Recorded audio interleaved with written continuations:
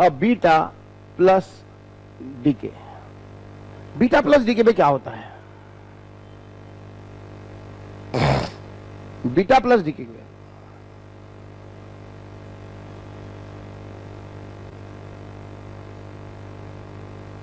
सही बात है अश्लेषा, सही लिखा तूने। बीटा प्लस डीके में क्या होता है? तो वो जो न्यूक्लियस रहता है उसके अंदर क्या क्या बोला? Neutron and proton.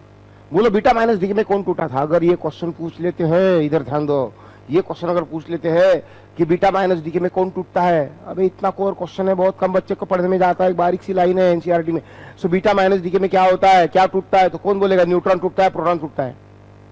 Beta minus decay में कौन टूटा? कौन टूटा? बोलो बोलो बोलो। न्यूट्रॉन टूटा। अब बीटा प्लस डीके में कौन टूटेगा? तो एक प्रोटॉन टूटेगा। इसमें एक प्रोटॉन टूटता है, एक प्रोटॉन टूटता है और उसके चार्ज कॉन्जर्वेशन इस तरीके से, न्यूट्रॉन प्लस, बोल न्यूट्रॉन में तो कोई चार्ज ही नहीं होता यार, चार्ज बैलेंस ही नहीं है दोनों तरफ, दोनों तरफ चार्ज बैलेंस ही नहीं। यहाँ पे तो प्रोटॉन का चार्ज प्लस है बट न्यूट्रॉन का तो कोई चार्ज नहीं। ई के ऊपर क्या लिखना पड़ेगा? ई प्लस लिखना पड़ेगा। तो प्रोटॉन टूटता है तो न्यूट्रॉन प्लस एक कौन, एक न्यूट्रॉन प्लस एक कौन, कौन बोलेगा ये कौन है? लक्ष्य है कौन है? अरे ये कौन है? कौन है बाबा? कौन बताए? कौन बोलेगा फटाक से? कौन बोलेगा ये कौन है? कौन है?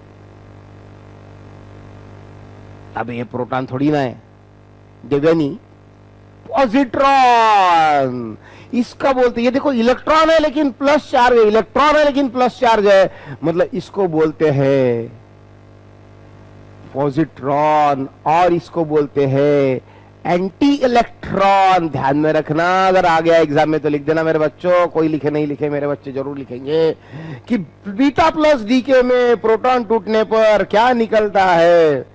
क्या निकलता है? इलेक्ट्रॉन निकलता है या पॉजिट्रॉन निकलता है ना, एंटी इलेक्ट्रॉन निकलता है। उसका मास इलेक्ट्रॉन जितना ही रहता है, बस चार्ज प्लस में रहता है। मतलब ये जो रहता नहीं है ई प्लस, इसकी कैरेक्टरिस्टिक्स ये है, इसका मास इलेक्ट्रॉन जितना ही रहता है लेकिन इसका ना चार्ज जो रहता है वो पॉजिटिव रहता है, बाकी कुछ नहीं। इसको पॉजिट्रॉन बोलते हैं, एंटी इलेक्ट्रॉन। और इसमें से और एक पार्टिकल निकलता है न्यूट्रिनो।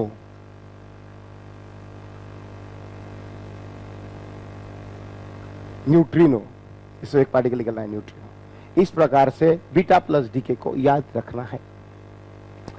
अब भैया इधर जानो, इसका एक एग्जाम्पल जो देख, तो एग्जाम्पल नहीं बोले, एक्स जेड ए। बोल एक्स जेड को मैं कैसा लिखूं आगे? बोल भैया बोल, एक्स जेड को मैं कैसा लिखूं? ये वाई, वाई। बोल क्या करूं? एक प्रोटॉन टूट गया यार, एक प्रोटॉन चला गया भैया, एक प्रोटॉन अगर टूट गया, प्रोटॉन चला गया तो यहाँ पे तो जेड कम हो गया ना, एटॉमिक नंबर 1 से कम हो गया। और मास नंबर पे क्या फर्क पड़ेगा यार? कोई फर्क नहीं पड़ेगा। क्यों नहीं पड़ेगा? क्यों नहीं पड़ेगा? क्यों नहीं पड़ेगा मास नंबर पे फर्क?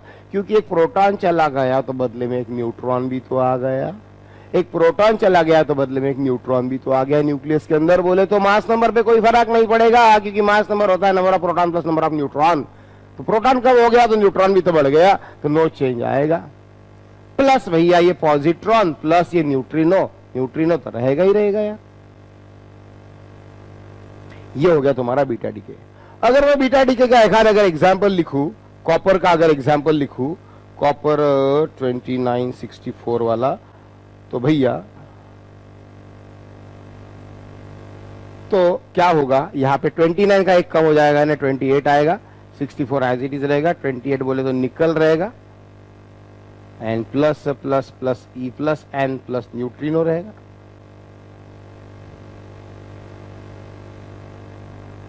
ठीक है, तो ये एक एग्जाम्पल भी मार दो इधर एक। Yes,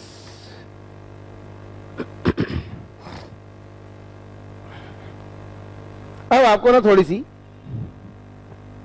neutrino and anti neutrino की स्टोरी बताता हूँ, छोटी सी स्टोरी। जरूरी नहीं यार, लेकिन अभी चलो आपको मजा आएगा, पता चलेगा तो कि क्या हुआ। ये न्यूट्रिनो एंटी न्यूट्रिनो तैयार होते हैं बीटा डीके में, beta minus beta plus decay में। ये क्यों कंक्लूड हुआ या ये ऐसा क्यों सोचा गया? मान लो बीटा डीके का मैं एक एग्जांपल ले रहा हूं, बीटा डीके का एग्जांपल ले रहा हूं मैं, बीटा माइनस डीके का लेता हूं। ये x है, z है भैया, इसका बन गया y, बोले तो z plus 1a n plus e minus plus हमने बोला एंटी न्यूट्रिनो, ये पता है ना बीटा माइनस डीके। बोलो न्यूट्रिनो एंटी न्यूट्रिनो कौन? बीटा माइनस डीके में anti neutrino, beta minus decay में एंटी न्यूट्रिनो। याद रखने का तरीका, याद रखने का तरीका है नहीं, यहाँ पे ये तो यहाँ पे भी है, यहाँ पे माइनस साइन, यहाँ पे भी ऊपर बार, यानी इलेक्ट्रॉन निकलेगा ये तो एंटी न्यूट्रिनो निकलेगा।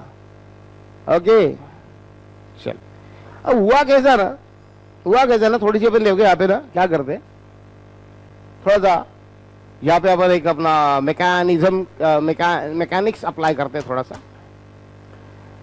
इसमें मान लो क्यू इतनी अमाउंट ऑफ एनर्जी रिलीज होती है ये करते समय, let Q with the amount of energy release in the process, let Q with the amount of energy release in the process. तो जो Q amount of energy release अगर होती है, इसके दो पार्टिकल के ये टूट गया खटाक, तो ये अगर टूट गया ऐसे दो पार्टिकल में टूट गया, एक y और एक ये, मान लो ना ये वाला तो प्लस बीटा डी के का है, लेकिन इसके पहले वाला भी अपने लिखा था। इसके पहले वाला एग्जांपल में उन्हें किसको लिया था बताओ? एल्यूमिनियम को लिया था, एल्यूमिनियम को, मतलब एल्यूमिनियम को लिया था। एल्यूमिनियम का क्या हो गया था? सिलिकॉन प्लस ये E minus plus anti neutrino. तो देखो ये सिलिकॉन है और ये इलेक्ट्रॉन है। अब सिलिकॉन तो बहुत हेवी रहता है, एल्यूमिनियम की बात करते हैं, और इलेक्ट्रॉन बहुत छोटा सा। तो जब ये टूटेंगे तो ये अलग अलग डायरेक्शन में भागेंगे, वही law of conservation of momentum से, law of conservation of momentum से अलग अलग डायरेक्शन में भागेंगे। ऐसे दोनों की काइनेटिक एनर्जी भी रहेंगी। और अभी भी हमने थोड़ी देर पहले काइनेटिक एनर्जी से रिलेटेड बात की थी कि इसकी काइनेटिक एनर्जी प्लस इसकी kinetic energy is equal to Q. इस प्रोसेस में जो एनर्जी रिलीज हो रही है वो एनर्जी ही उनको दोनों को भगाने के काम में आती है, मतलब this plus kinetic energy of this plus kinetic energy of this is equal to Q. और उससे भी अगर मैं काइनेटिक एनर्जी ऑफ इलेक्ट्रॉन की बात करता हूं, काइनेटिक एनर्जी ऑफ इलेक्ट्रॉन की बात अगर मैं करता हूं, तो उसका फार्मूला क्यू अपॉन डायरेक्ट कौन बोलेगा बताओ? Mass of what upon mass of what, mass of what upon mass of what. बोलो बोलो, जल्दी बोलो, जल्दी बोलो भैया। Just tell me kinetic energy of electron equals to Q upon 1 plus mass of what upon mass of what? Mass of electron upon mass of silicon, or mass of silicon upon mass of electron. So just tell me this is mass of electron upon mass of silicon. Silicon means I want to say this is mass of Y particle. Mass of electron upon mass of Y particle. Mass of electron upon mass of Y particle. This is my formula. This is my equation. Now let us have some look over this equation. ये जो mass of electron है भैया, ये तो बहुत ही कम रहता है यार as compare to this, very very small as compare to this. ये तो बहुत बड़ा है ना सिलिकॉन, ये तो इलेक्ट्रॉन बोले तो 9.1 10 to the power -31 kg। तो दिस जीरो अपॉन एनीथिंग तो जीरो के आसपास ही आ जाएगा यार, जीरो अपॉन एनीथिंग आज जीरो के आसपास ही समझ लो, बहुत ही छोटा सा है ये फैक्टर वेरी वेरी स्मॉल है, वेरी वेरी स्मॉल है। इसको और डिवाइड करेंगे किसी चीज से और स्मॉल हो जाएगा, मतलब ये factor around nearly equal to zero आ रहा है। तो फिर के ई वाई के लिए अगर आप देखोगे, के ई सॉरी ई के लिए, इलेक्ट्रॉन के लिए, so it must be almost equal to Q, क्योंकि दिस अपॉन ये 1 हो गया, 1 प्लस 0 के आसपास 1 हो गया ना क्यू। मतलब इलेक्ट्रॉन जो है उसकी एनर्जी कितनी होनी चाहिए? क्यू के बराबर होनी चाहिए। इलेक्ट्रॉन की एनर्जी किसके बराबर होनी चाहिए? क्यू, यानी जितनी एनर्जी रिलीज होती प्रोसेस में से उसके बराबर होनी चाहिए। अब उसको लेकर आगे कुछ चीज बता रहा हूं, प्लीज ध्यान देना।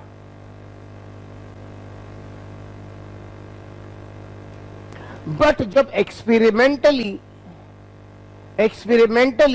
जब ऑब्जर्व किया गया, बीटा डीके जब होता है, तो जब एक्सपेरिमेंटली जब ऑब्जर्व किया गया, तब number of electrons and kinetic energy of electrons का ग्राफ बना के देखा गया। तो यार ये ग्राफ में कुछ ऐसा मिला, कुछ ऐसा मिला, ये ग्राफ कुछ ऐसा मिला, कुछ ऐसा मिला। मतलब क्या?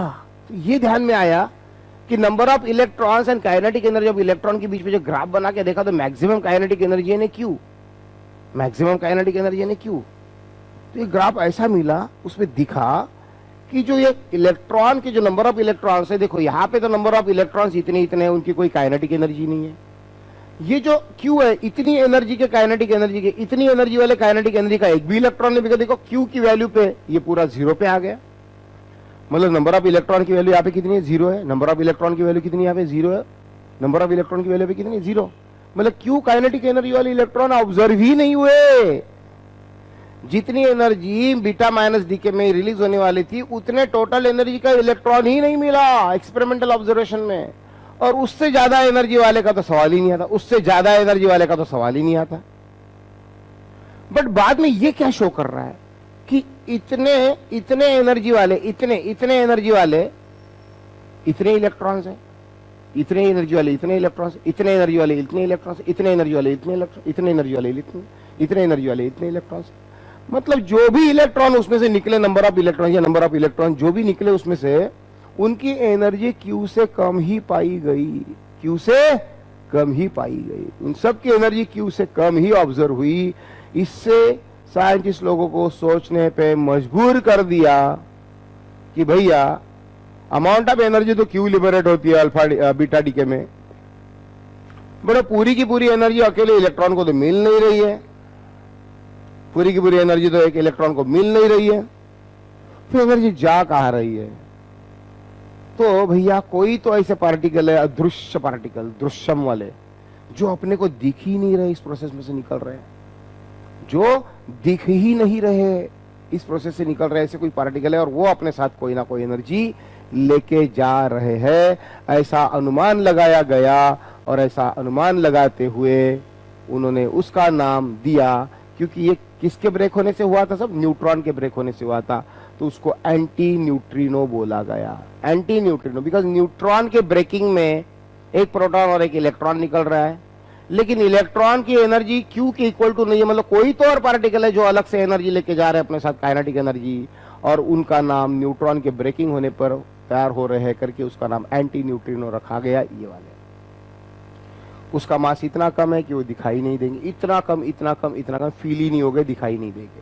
उसकी स्टोरी अभी जारी है, आगे बीटा प्लस डीके में बात करेंगे, तो इसमें हम जाने की कोशिश करेंगे। अब बीटा प्लस डीके में आपको पता है क्या होता है, बीटा माइनस डीके में क्या होता है, एंटी न्यूट्रिनो तैयार हुआ। और बीटा प्लस डीके में न्यूट्रिनो भी मैंने लिख चुका हूं। बीटा प्लस डीके पढ़ाया कि नहीं पढ़ाया हमने? बीटा प्लस डीके का इक्वेशन लिखवाया आपसे? हाँ लिखवा है ना, या कॉपर वाला, उसमें न्यूट्रिनो तैयार होता है। अभी न्यूट्रिनो एंटी न्यूट्रिनो के ऊपर एज सच अभी तक साइंटिस्ट लोगों को भी अभी तक कोई सक्सेस नहीं मिला। बहुत सर्च चालू है, बहुत ही कम कंट्रीज है इंडिया में नहीं, सॉरी वर्ल्ड में, कि जहां पे न्यूट्रिनो लैब है। उसमें से एक न्यूट्रिनो लैब जो है भैया, वो एक न्यूट्रिनो लैब आपको बता देता हूं, वो जापान में है। जापान में एक न्यूट्रिनो लैब, जापान में बड़ा भयंकर सा स्ट्रक्चर है न्यूट्रिनो लैब का। आपको दिखाता हूं कैमरा के आगे होल्ड करके, देखो कुछ समझ में आया तो बहुत अच्छा। ये न्यूट्रिनो लैब है, खतरनाक। ये न्यूट्रिनो लैब है भैया, एकदम खतरनाक न्यूट्रिनो लैब। इस न्यूट्रिनो लैब में कुछ एक्सपेरिमेंट चल रहे हैं, लेकिन अभी भी कोई खास उसमें आपको सक्सेस नहीं मिला है। अगर ये कोई भी ऑब्जेक्ट अगर है तो न्यूट्रिनो जो रहते हैं, एंटी न्यूट्रिनो रहते हैं, उस बॉडी में से इजीली पास हो जाते हैं। इतने माइक्रो, इतने छोटे रहते हैं, उनका मास नहीं के बराबर, कि वो यहां से पास हो जाते हैं तो पता भी नहीं चलेगा। जैसे कि आज हमारे बॉडी में से इतने न्यूट्रिनोज निकल रहे हैं, इतने न्यूट्रिनोज निकल गए हैं, इतने न्यूट्रिनोज निकल रहे हैं कि मेरे बॉडी में से करोड़ों न्यूट्रिनोज आके इधर से निकल के बाहर निकल रहे होंगे, लेकिन मुझे पता नहीं चल रहा है। ये हाँ सर, ये देखने बहुत लार्ज लैब है, ये देखा, ये बहुत लार्ज लैब है। बहुत बढ़िया for your curiosity and for your live interest in all those things, go ahead. So इसमें न्यूट्रिनो का अभी तक कुछ अता पता नहीं चला, तो हो सकता है आगे के फ्यूचर में आप लोग साइंटिस्ट बनो तो सन में से निकलने वाले न्यूट्रिनोज को आप डिटेक्ट करने की और उससे रिलेटेड कुछ रिसर्च करने की कोशिश करो। ये होगी भैया न्यूट्रिनो एंटी न्यूट्रिनो की स्टोरी तुम्हारी।